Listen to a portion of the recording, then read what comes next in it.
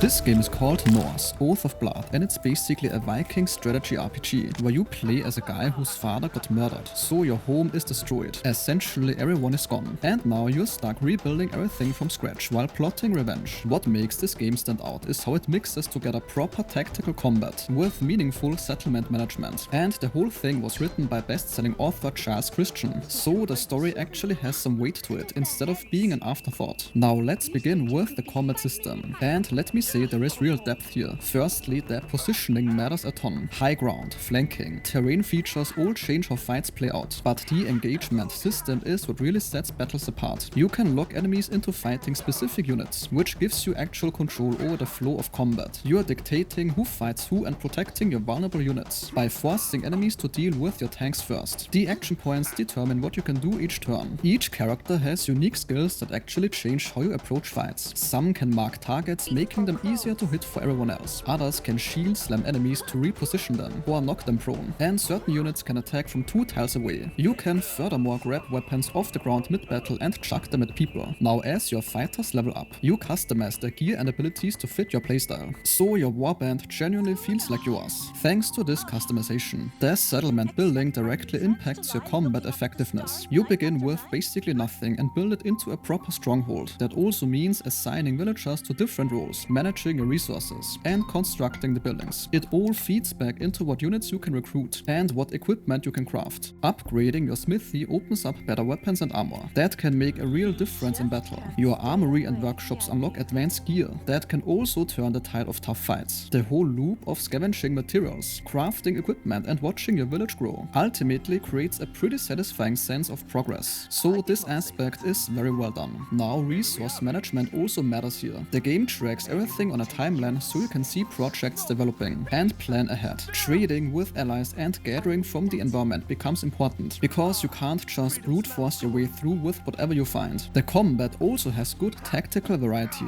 Like I said, terrain features like mud, slow movement. Environmental stuff can damage units if they get shoved into them, and elevation provides advantages. Characters can get wounded if the health drops too low. This affects them in future battles. The maps have things like berry bushes for healing, and also some loot to encourage exploration. The initiative system means turn order planning matters, and abilities like leaping across the battlefield or area attacks give you different tools for different situations. The game's narrative follows your journey to get revenge and restore what your family lost. Since there is a proper writer behind it, the story might actually be worth paying attention to. They actually used actual satellite data as a starting point and visited real locations in Norway to capture how harsh survival would have been back then. Between the fights, you're managing a village, equipping your crew with whatever gear you found or made, and watching your settlement develop. The recruitment system lets you bring in different types of fighters, each with their own equipment slots and upgradable abilities. Finding rare shields and weapons from defeating enemies means you can kit out your favorites and make them even more effective. The game successfully combines all these elements into something that feels cohesive. Your settlement gives you the resources and units to win fights, and winning fights gives you the materials and recruits, so you can grow your settlement. The revenge story ties it together, and ultimately gives you a reason to care about pushing forward. And this sentence concludes today's video. If your time was respected, a like or comment is very much appreciated.